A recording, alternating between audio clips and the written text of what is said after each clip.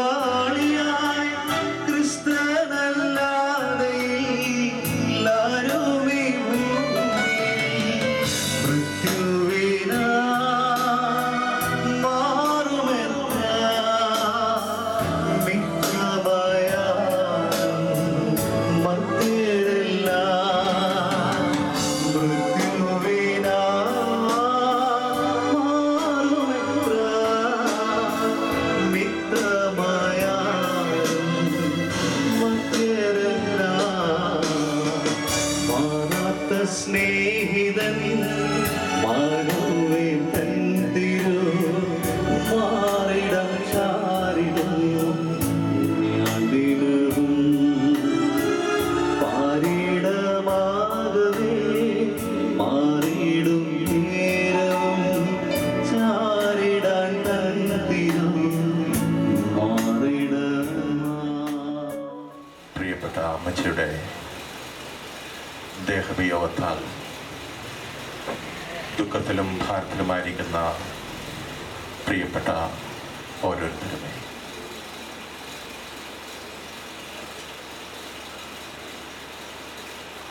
ഈ പ്രിയപ്പെട്ട അമ്മച്ചി എന്നെ സംബന്ധിച്ച് നോക്കുന്നതായിട്ടുള്ള സമയത്ത് ഞങ്ങൾ ഏതാണ്ട് ഒരു വീട് പോലെ കഴിഞ്ഞതായിട്ടുള്ള ഒരനുഭവമുണ്ട്.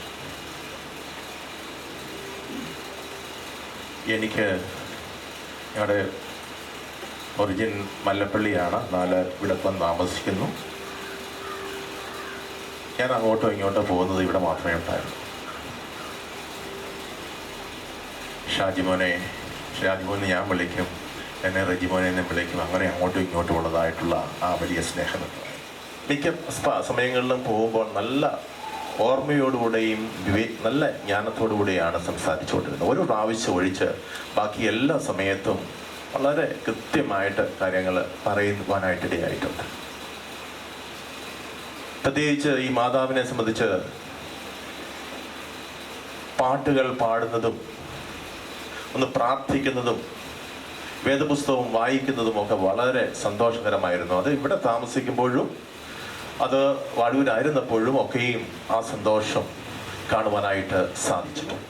ജോസ് ചായനെയും ഷാജിമോനെയും സൂസമാമയും ഓരോ കുടുംബങ്ങളെയും എല്ലാ പ്രിയപ്പെട്ടവരെയും സർവശക്തനായ ദൈവം ആശ്വസിപ്പിക്കട്ടെ എന്ന് പ്രാർത്ഥിച്ചുകൊണ്ട് ഈ അവസരം നൽകിയ പ്രിയപ്പെട്ടവരോട് നന്ദി അറിയിച്ചുകൊണ്ട് ഞാൻ എൻ്റെ വാക്കുകൾ നിർത്തട്ടെ. ദൈവം നമ്മെ ഓരോരുത്തരെയും ശക്തീകരിക്കുവാനാകട്ടെ. ആമേൻ. കർത്താവെ, അവിടുന്ന് തലമുറയായി ഞങ്ങളുടെ സങ്കേതമാകുന്നു. പർവ്വതമുണ്ടാകുന്നതിനും ഭൂമിയും ഭൂമിടത്തെ നിർമ്മിക്കുന്നതിനും മുമ്പേ അവിടുന്ന് അനാദിയായി ശാശ്വതമായ ദൈവമാകും. അപ്പോൾ ഞങ്ങൾ പുനർനാമത്തെ സ്തുതിക്കുന്നു. ഇങ്ങനെയൊരു അവസരം ഞങ്ങൾക്ക് തരുവാനുള്ളത് പ്രസാദിച്ചു. ഞങ്ങളുടെ പിതാക്കന്മാരുടെ കല്ലറുള്ള ഈ പട്ടണം നിൽക്കുമ്പോൾ ഞങ്ങൾ പല കാര്യങ്ങളും നന്ദിയോടെ ഓർക്കുകയാണ്. ഞങ്ങളുടെ കൊച്ചമ്മയെക്കുറിച്ച് ഒത്തിരി കാര്യങ്ങൾക്ക് ഞങ്ങളുടെ മനസ്സിന് വളരെ സന്തോഷം, അതേസമയത്ത് വേദനയുമുള്ള നിമിഷങ്ങളാണിത്. അവിടുത്തെ ദാസിയെക്കുറിച്ച് പ്രിയപ്പെട്ടവരൊക്കെ പലതും പറഞ്ഞ് ഞങ്ങൾ കർത്താവിൽ സന്തോഷിക്കുക. യഹോവയെ ഭക്തിയുള്ള സ്ത്രീ പ്രശംസിക്കപ്പെടുമെന്ന് അവിടുത്തെ വചനമാണ്. അവിടുത്തെ ദാസിയെക്കുറിച്ച് കേട്ടതെല്ലാം ഞങ്ങൾ നന്ദിയോടെ ഓർക്കുന്നു. ഞങ്ങൾക്ക് എല്ലാവർക്കും അത് കേട്ട് സന്തോഷിപ്പാൻ, കർത്താവിൽ സമാധാനം അനുഭവിക്കുവാൻ തരുന്ന കൃപയ്ക്കായി സ്തോത്രം. കടന്ന് അവിടുത്തെ ദാസന്മാരുടെ നാവിനെ അവിടുത്തെ മുറിക്കപ്പെട്ട കരങ്ങളാൽ അവിടുത്തെ സ്പർശിക്കണമേ. പ്രാഗൽഭ്യത്തോടെ വചനം സംസാരിപ്പാൻ വായ തുറക്കുമ്പോൾ അത് പ്രാഗൽഭ്യത്തോടെ സംസാരിപ്പാൻ കൃപ ചെയ്യണമേ. കേൾക്കുന്ന ഞങ്ങൾക്ക് എല്ലാവർക്കും അത് ആശ്വാസത്തിനും അവിടുത്തെ നാമത്തിന് മഹത്വത്തിനുമായി തീരുവാൻ കൃപ ചെയ്യണമേ. അവിടുത്തെ പുത്രന്റെ നാമത്തിൽ ഏറ്റവും വിനയമായി ചോദിക്കുന്നു, കൃപയുണ്ടായി കേൾക്കണമേ. ആമേൻ. ഈ പ്രത്യേക സന്ദർഭത്തിൽ ഇവിടെ കടന്നു വരുവാനും ഈ ശുശ്രൂഷയിൽ സംബന്ധിക്കുവാനും ഇടയായതിൽ ഞാൻ ദൈവത്തെ സ്തുതിക്കുകയാണ്. ഇങ്ങനൊരു അവസരം ഒരുക്കി തന്ന ഈ സ്ഥലം സഭയോടും കുടുംബത്തോടും കർത്താവിലുള്ള എൻ്റെ നന്ദിയും സ്നേഹവും പ്രാരംഭമായിട്ട് അറിയിക്കുകയാണ്. മുണ്ടത്താനത്ത് എന്നും ഓർക്കുവാൻ കഴിയുന്ന അനേക മാതാക്കൾ ഇവിടെ ഉണ്ടായിരുന്നു. ഞാനിവിടെ ഇരുന്ന് ഇങ്ങനെ ഓർക്കുകയായിരുന്നു.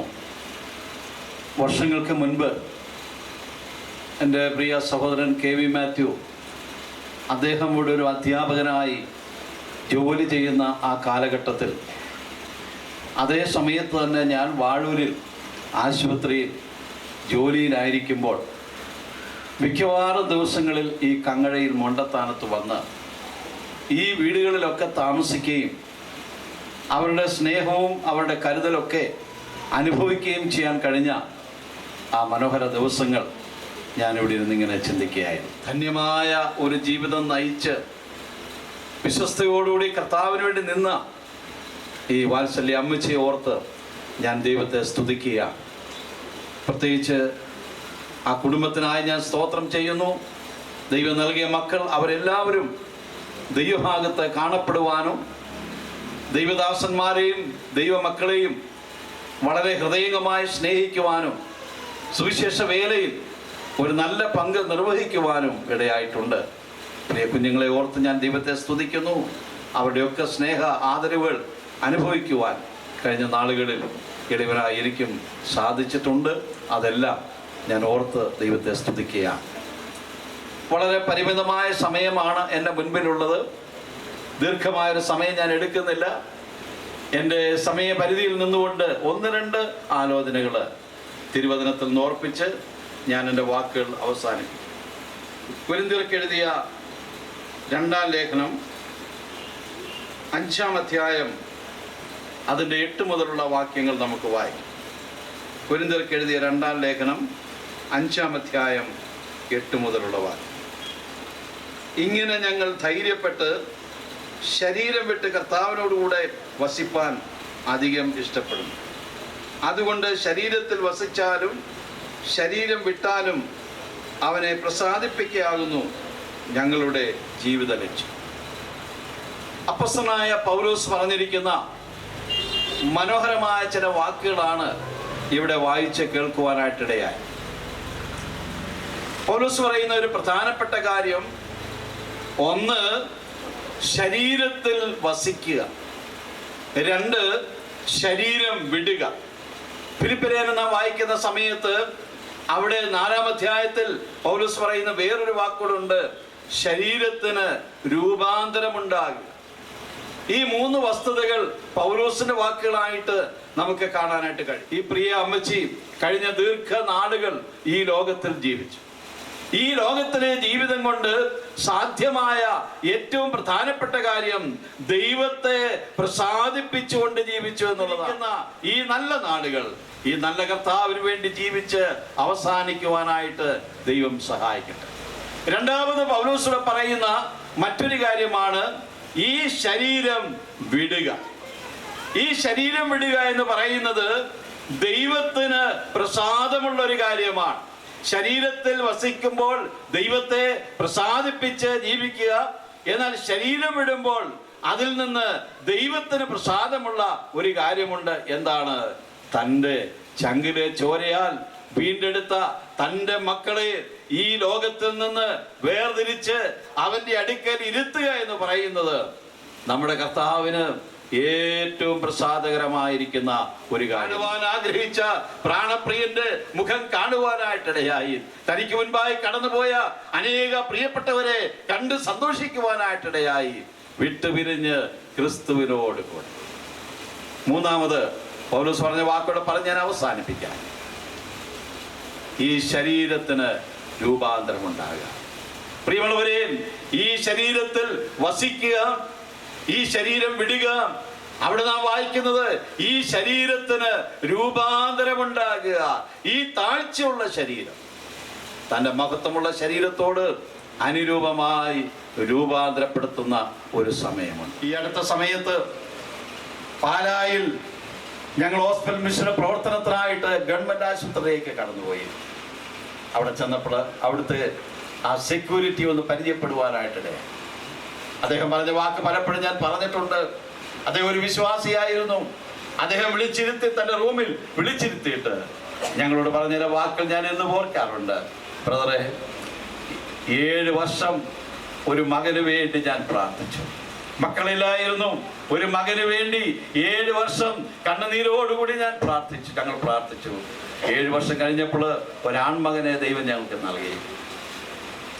22 വർഷം അവനെ വളർത്തുവാനായിട്ട് ഞങ്ങൾക്ക് കഴിയും. 2 ആഴ്ച മുൻപ് ഒരു മോട്ടോർ സൈക്കിൾ അപകടത്തിൽ ആ മകൻ ഈ ലോകം വിട്ട് കടന്നുപോയി. ആ ശവസംസ്കാര വേളയിൽ ആ പിതാവ് പറഞ്ഞൊരു വാക്ക് അദ്ദേഹം തന്നെ എന്നോട് ഇങ്ങനെ പറയുകയുണ്ടായി. ബ്രദറെ, വളരെ കണ്ണുനീരോടുകൂടി യാത്ര അയച്ചെങ്കിലും അവിടെ ധൈര്യമായി എനിക്ക് നിൽക്കുവാൻ കഴിഞ്ഞു. ഞാൻ അവിടെ പറഞ്ഞ വാക്കിതാണ്: 7 വർഷം ഒരു മകന് വേണ്ടി കണ്ണുനീരോടെ പ്രാർത്ഥിച്ചു. ദൈവം ഒരു മകനെ തന്നു. 22 വർഷം അവനെ വളർത്തുവാനായിട്ട് ഞങ്ങൾക്കിടയായി. ആ ദൈവത്തിന് സ്തോത്രം. എന്നാൽ ഞാൻ പോകാൻ കൊതിച്ചിരുന്ന എൻ്റെ വീട്ടിലേക്ക്, എൻ്റെ അപ്പച്ചൻ പോയ ആ വീട്ടിലേക്ക് എനിക്ക് മുൻപായി എൻ്റെ മകൻ പോയി. ഇനിയും അധികം താമസിക്കാതെ ഞാൻ അങ്ങ് ചെന്ന് എൻ്റെ മകനെ ഞാൻ ഇത്രയധികം ശാന്തമായി സമാധാനമായി ഇരിക്കുവാൻ കഴിഞ്ഞതിൻ്റെ ഏറ്റവും പ്രധാനപ്പെട്ട കാര്യം എന്താണ്? ഒരു വലിയ പ്രതീക്ഷയുണ്ട്, ഒരു വലിയ പ്രത്യാശയുണ്ട്. ഞങ്ങളുടെ അമ്മച്ചി എവിടെയാണ് പോയത്? ആ വലിയ പ്രതീക്ഷയും പ്രത്യാശയും മക്കൾക്കുണ്ട്. ഞങ്ങൾ പുറകെ അങ്ങ് ചെല്ലും എന്നുള്ളതാണ് അവർ എല്ലാവരുടെയും പ്രത്യാശ. ഞാൻ എൻ്റെ വാക്കുകളെ അവസാനിപ്പിക്കുമ്പോൾ ഇന്ന് ഈ സന്ദേശം കേൾക്കുന്ന എൻ്റെ പ്രിയപ്പെട്ടവരോട് വളരെ സ്നേഹത്തോടെ ഞാൻ ചോദിക്കട്ടെ, ഈ പ്രത്യാശ നിങ്ങളുടെ ജീവിതത്തിലുണ്ടോ? ഇന്ന് ഞാൻ ലോകം വിട്ട് പിരിഞ്ഞാൽ എവിടെയാണ് പോകുന്നത്? എന്നെ നിത്യത എവിടെയാണ് ചെലവഴിക്കുന്നത്? ഈ കാര്യത്തെക്കുറിച്ച് ചിന്തിക്കുവാൻ ദൈവം ഒരവസരം കൊണ്ട് നൽകിയിരിക്കുകയായിക്കൊള്ളട്ടെ. ഏത് കുടുംബത്തിൽ ജനിച്ചവരുമായിക്കൊള്ളട്ടെ, നിങ്ങൾ ഇന്ന് ഈ സമയത്ത് ഇതുവരെയായും യേശുവിനെ സ്വീകരിച്ചില്ലെങ്കിൽ, അവനെ ഹൃദയത്തിൽ കൈക്കൊണ്ടിട്ടില്ല എങ്കിൽ, ഇന്ന് ഈ സമയം നിങ്ങളുടെ ഹൃദയത്തിന്റെ കവാടം കർത്താവിന് വേണ്ടി തുറന്നു കൊടുക്കുവാൻ ദൈവം സഹായിക്കട്ടെ. എൻ്റെ പ്രിയമുള്ളവരെ, പ്രത്യാശയുള്ള ദൈവമക്കൾ, ഞാൻ കർത്താവിൻ്റെ അടുക്കിലേക്ക് പോകും.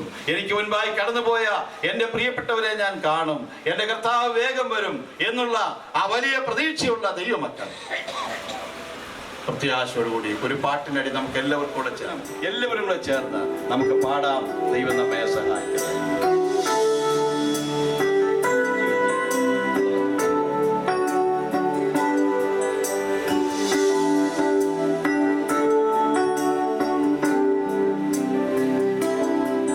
കർത്താവോദം ഗംഭീരനാദത്തോടും പ്രധാന ദൈവദൂതശബ്ദത്തോടും സ്വർഗ്ഗത്തിൽ